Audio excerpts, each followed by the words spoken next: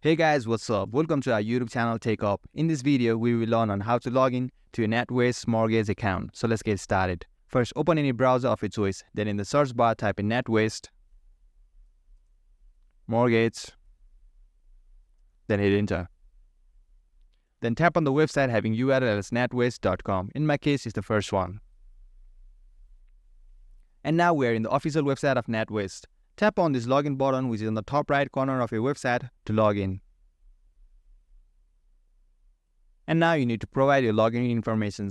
So go ahead and type your customer number in the text field given for customer number, or you can also log in using your card number. To do so, check this circle, then you need to provide your card number now.